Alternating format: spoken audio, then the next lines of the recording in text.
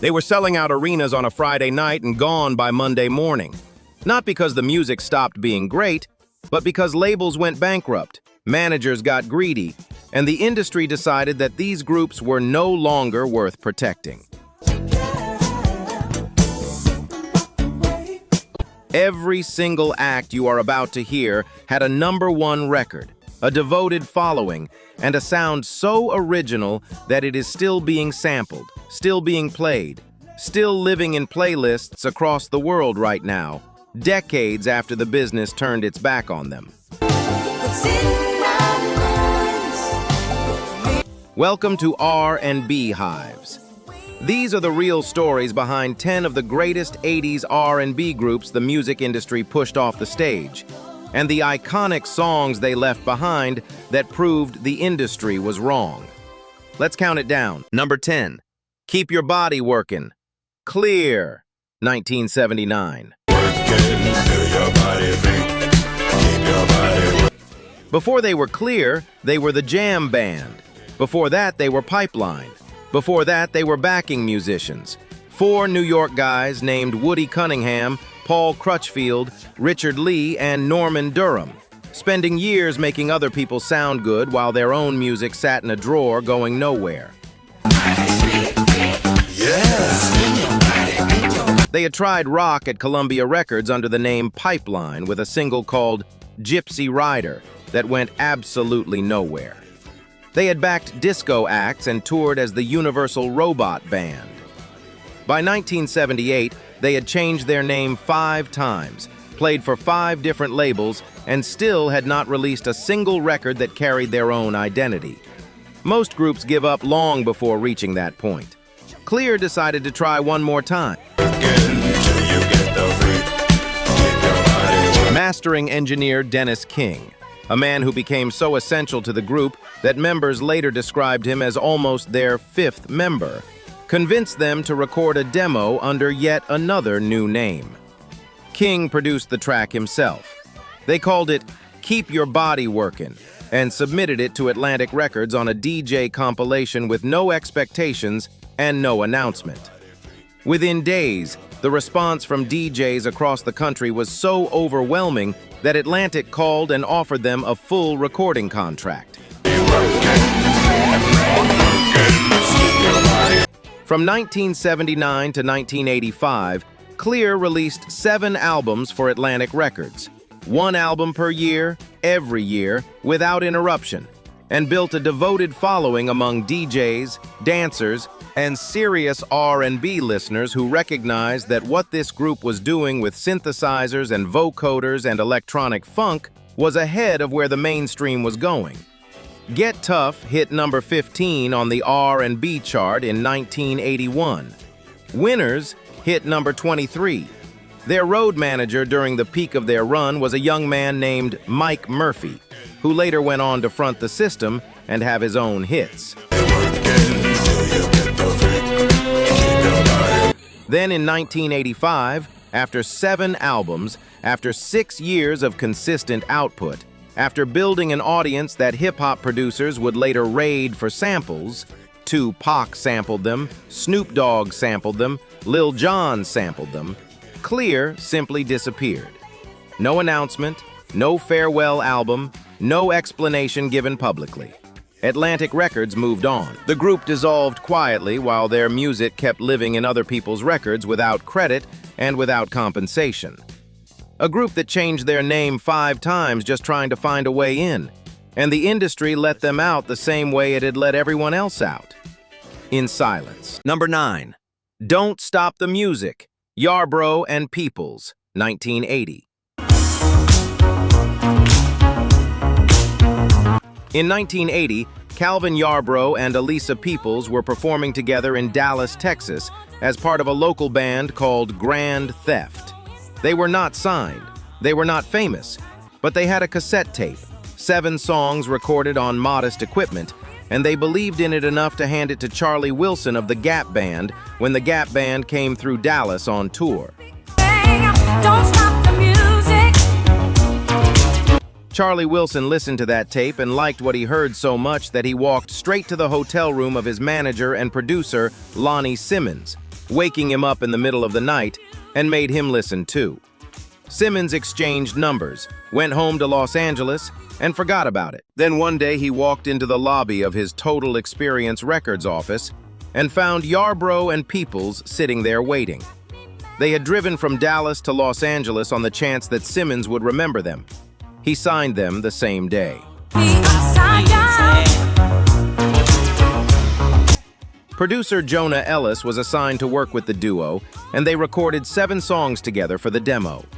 The last song on the session list was considered a filler, something called When the Music Stops. Ellis told them if they ran out of time in the studio, they would just skip it. Calvin Yarbrough insisted they record it. Ellis retitled it Don't Stop the Music, brought in drummer Jonathan Moffett, the same Jonathan Moffett who would later become Michael Jackson's touring drummer, and cut the track using both a live drummer and a drum machine simultaneously. The song went to #1 on the Billboard R&B chart in February 1981, knocking the Gap Band's own Burn Rubber on Me out of the top spot, the very group whose lead singer had discovered them. Their debut album, The Two of Us, went gold and hit #16 on the pop chart. That is not a small moment. That is 2 people from Dallas who drove to Los Angeles and turned a song nobody wanted to record into a #1 record. Then Total Experience Records, the same label that housed the Gap Band, the same label that had been their launching pad, began falling apart financially. Yarbrough and Peoples released 4 more albums between 1983 and 1986, each one charting lower than the last as the label's infrastructure crumbled around them. They were never dropped for their music. They were dropped by circumstances. Calvin Yarbrough died on June 19, 2025, at the age of 71.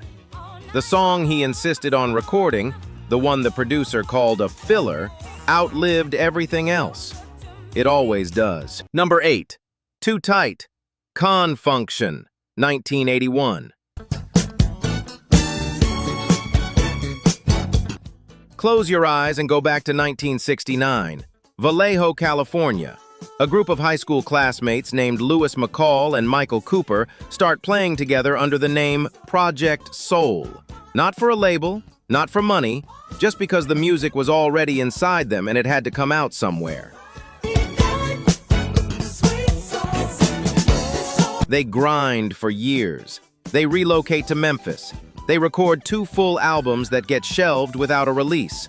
They change their name to Con Function, catch the attention of Stax Records co-founder Estelle Axton, sign with her imprint Fraytone Records in 1974, and still, nothing connects the way it should.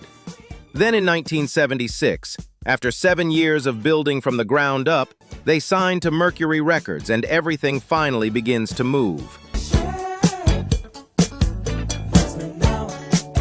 By 1981, they had released 7 studio albums, recorded over 100 songs, toured relentlessly, and earned 5 gold albums on Mercury. Then, Too Tight dropped, a 7-piece funk machine from Vallejo, California, delivering one of the tightest grooves anyone had heard all decade. The song hit number 8 on the R&B chart and number 40 on the pop chart. DJs across the country ran it straight into the ground because the dance floor demanded it. Here is what hurts about this story. Con Function didn't fall apart because they ran out of talent. They didn't fall apart because the crowds stopped showing up. Mercury Records made a business decision in those boardrooms that funk was going out of style, while funk was still very much alive on every dance floor the group played. The label pulled promotion, pulled resources, pulled support. The machine slowed not because the music got worse, but because the business got cold. A group that spent a decade earning their seat at the table was pushed out of it by people who never played a single note. Number 7. They'll Never Be, Switch, 1978. Before there was DeBarge, there was Switch. And before Switch became Switch, they were called White Heat. a band out of Ohio that backed Barry White on tour and recorded a self-titled album for RCA in 1975. Then they became Hot Ice. Then Jermaine Jackson heard a demo tape that a young man named Gregory Williams had been carrying around. And within 24 hours, Jackson called and told them he wanted to sign them to Motown's Gordy imprint. And let me whisper something. The young man at the center of all of this was Bobby DeBarge, singer, songwriter, multi-instrumentalist, and one of the purest falsettos in the history of recorded music. El DeBarge, his younger brother who went on to his own legendary career, once said, "Bobby had more talent in his pinky finger than the whole family put together." He was also carrying more pain than most people could survive. Abused physically and sexually as a child, Bobby came into the music industry with wounds that fame was never going to heal. There'll Never Be was released in 1978 and went straight to number 6 on the R&B chart. Bobby wrote it alone. Jermaine Jackson produced it. The album went gold. The follow-up, Switch 2, went gold. Their third album went gold. 3 consecutive gold albums at Motown's Gordy label, and then Motown signed Bobby's younger siblings as a separate group called DeBarge, placing them in direct competition with Switch on the same label. Bobby and his brother Tommy were now watching their family become the hotter act while their own career was quietly being deprioritized. Both brothers were battling drug addiction. Bobby's behavior became erratic in the studio. He left Switch when Motown offered him a solo deal that was finalized in 1983, a deal that ultimately produced very little. He and Tommy were both convicted on drug trafficking charges in 1988 and served 5-year prison sentences. Bobby DeBarge died on August 16, 1995, from AIDS-related complications. He was 39 years old. His voice is still one of the most breathtaking things that decade ever produced, and the world never gave him the full measure of what he deserved. If you are enjoying this, do well to like, share, and subscribe to keep connected. Number 6. Juicy Fruit. Mtume, 1983. My sugar thing, my chocolate star. James Mtume was not supposed to be in R&B at all. He started as a jazz percussionist, the son of legendary saxophonist Jimmy Heath of the Heath Brothers, and spent the first half of the 1970s as a member of Miles Davis's band, appearing on Davis's landmark 1972 album, On the Corner. He was a serious musician in a serious world, and funk was the last place most people would have expected him to land. Then he made a decision that changed everything. He disbanded his first lineup of Mtume, admitting in interviews that he had played something that sounded just like something I had already done, and simply walked away from that version of the band, and rebuilt the group around a new sound, a new singer named Tawatha Ag, and a different approach to electronic R&B that nobody had heard yet. When Juicy Fruit was being recorded in 1982 at EARS Recording Studios in New Jersey, Mtume was writing the lyrics in real time while Ag was recording them. She would finish singing a verse, and he would be in the corner composing the next one. The entire song was completed in one night. Ag flew back to London the next morning. She later said she was not happy with how her vocals sounded on the record. Mtume told her it was perfect. Epic Records told both of them the song was too slow for daytime radio and initially refused to push it to stations. Then the public got hold of it anyway. Within a week and a half of release, Juicy Fruit was the most added record on R&B stations across the country. It hit number 1 on the Billboard R&B chart and stayed there for 8 consecutive weeks. Over 1 million copies sold. And when Notorious B.I.G. needed a foundation for his debut single, Juicy, in 1994, it was that instrumental version of Juicy Fruit that Puff Daddy brought to the session. Mtume later described the deal he worked out with Puffy as, "A page and a half, you get $1, I get 50 cents. Best deal I ever cut. That one sample has since appeared in over 70 recorded songs. Wrigley's Gum once threatened to sue Mtume over the song's title. During the deposition, Mtume told the company what the song was actually about. Wrigley's dropped the lawsuit immediately and never mentioned it again. James Mtume died on January 9, 2022.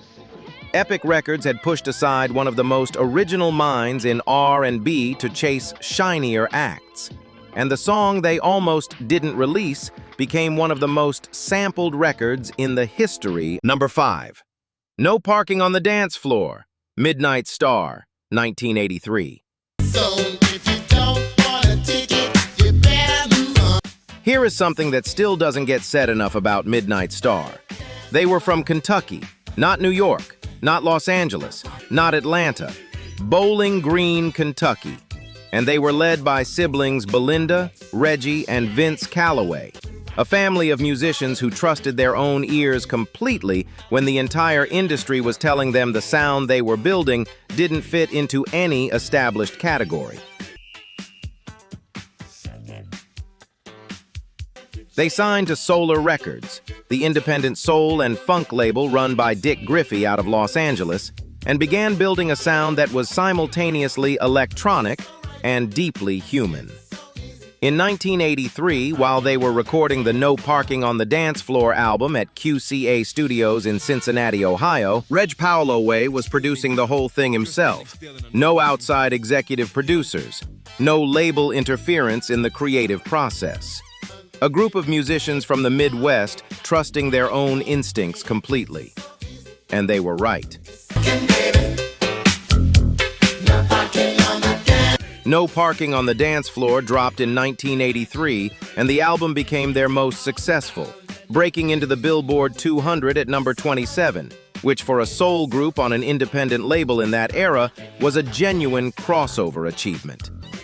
Freakazoid from that same album became a monster at radio and in clubs, particularly in the United Kingdom, where Midnight Star had a following that bordered on devotion. Back-to-back heat, a group on fire. It's time to party. It's time to jam. Here is what stopped them cold.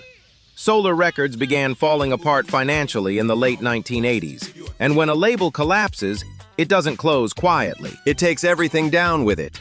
The masters, the momentum, the infrastructure, the relationships with radio promoters, the distribution networks. Midnight Star was released along with several other Solar acts simultaneously. By the time they found footing again, the window that their sound had opened had already closed.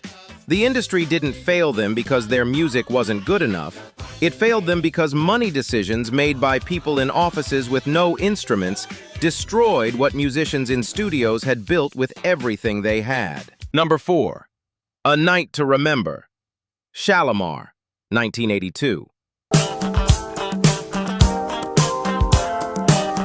In 1982, Shalimar were invited to perform A Night to Remember on BBC's Top of the Pops in the United Kingdom.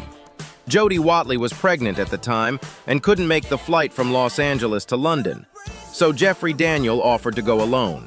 And instead of the standard lip-sync performance that most acts delivered on that stage, Jeffrey Daniel danced.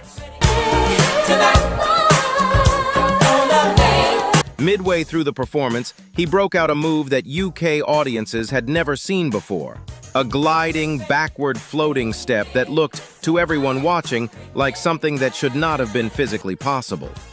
Viewers flooded BBC switchboards. Many people genuinely believed there were wheels in his shoes or oil on the stage floor. The move was so extraordinary that the producers invited him back to perform it again in August of that same year. That move was what the world would later call the moonwalk. Michael Jackson had been watching Jeffrey Daniel on Soul Train since 1979 and had asked Jeffrey to come to his home to teach him the dance. Private sessions, just the two of them.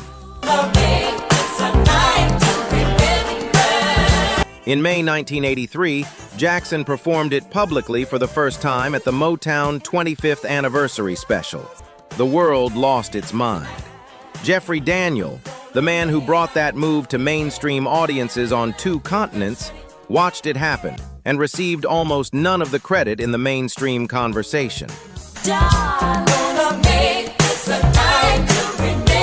A Night to Remember was written by Nedra Beard, Dana Myers, and Charmaine Silvers of the Silvers family, and produced by Leon Silvers III, one of the most consistent hitmakers of the era.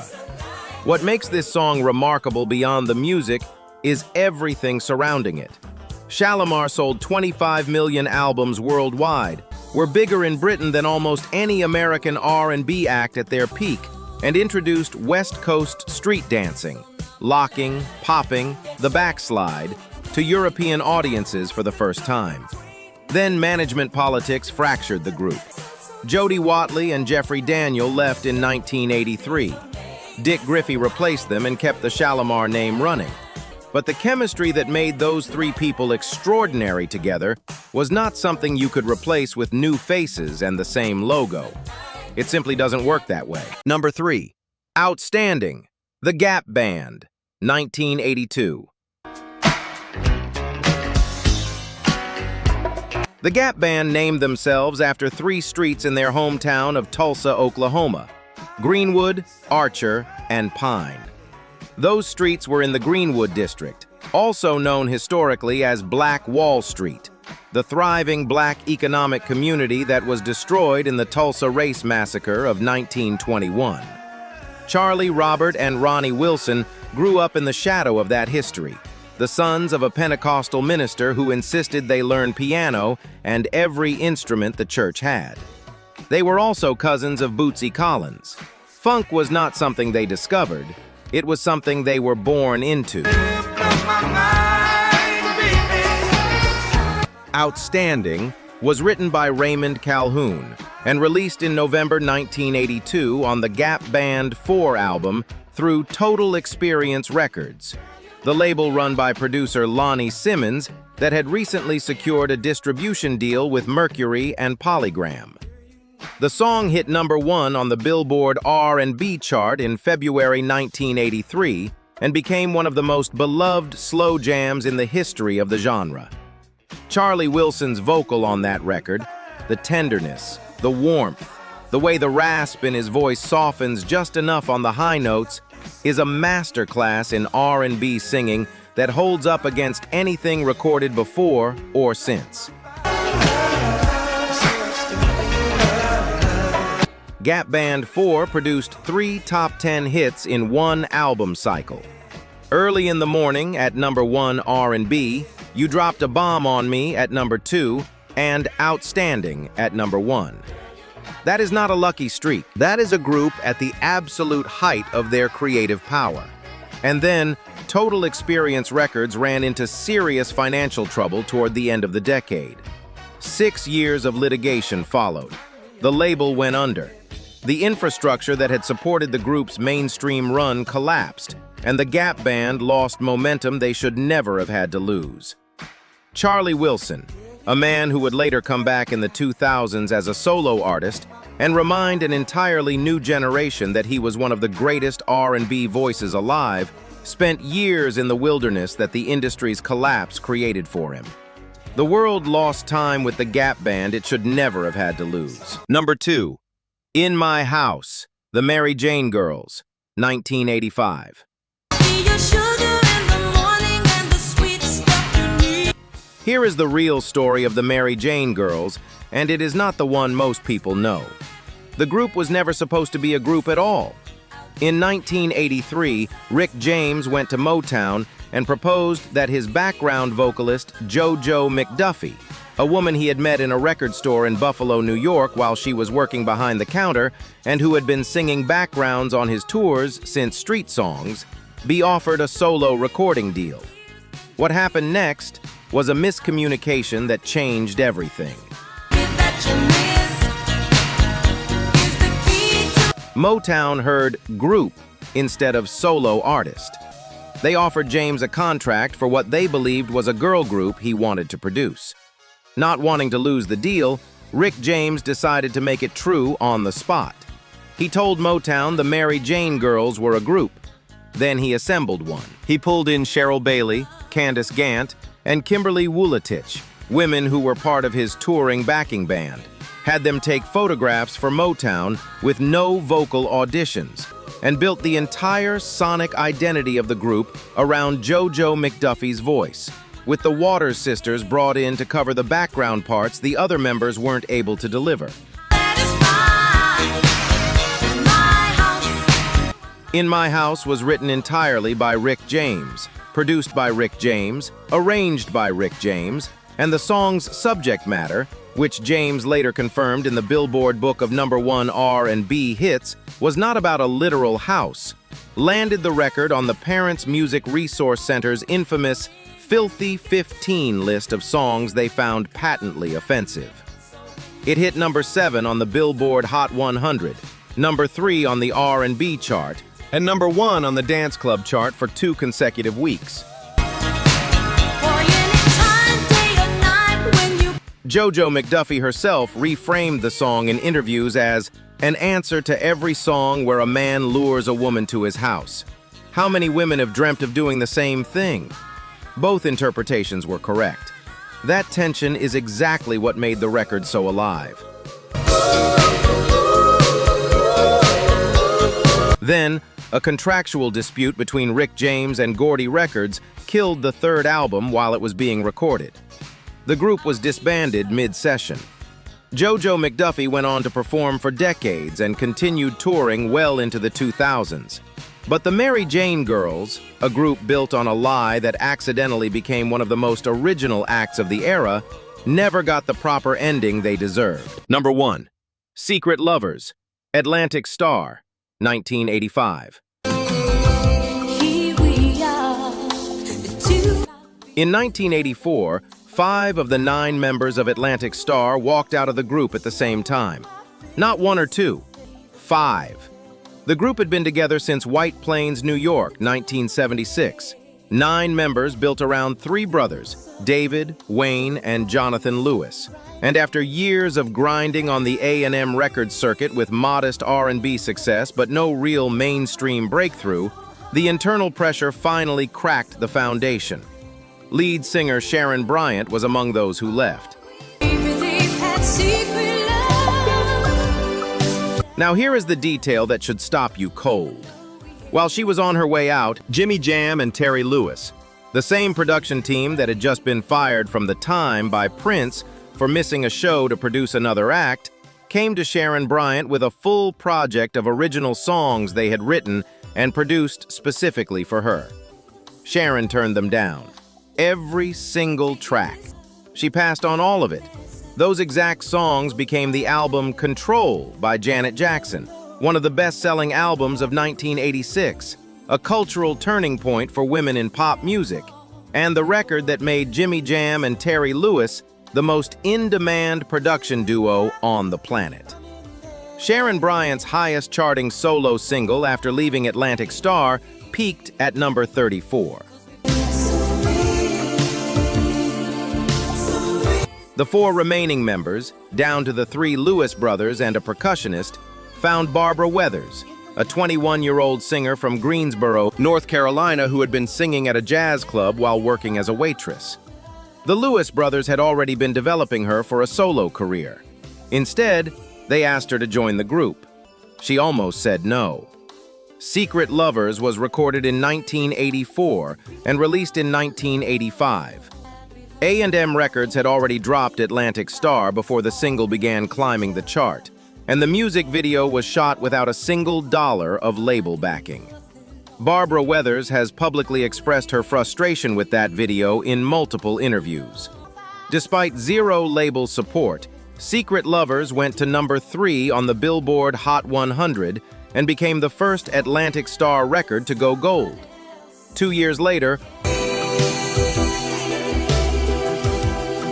Always hit #1 on both the pop and R&B charts and became one of the most played wedding songs of the last 4 decades. The group that A&M walked away from went on to have their biggest commercial moment immediately after being dropped. The singer who said no to Jimmy Jam and Terry Lewis watched Janet Jackson change the world with the songs she turned down. And Barbara Weathers, who almost didn't join, sang the two songs that made Atlantic star immortal, then left after just one album. 2 years, 2 number ones, and a story that is almost too painful to fully process if you sit with it long enough. That is the list. 8 groups, 8 songs, 8 stories that prove the music was never the problem. Drop a comment with the group that should have lasted longer, and if you felt this one, you already know what to do.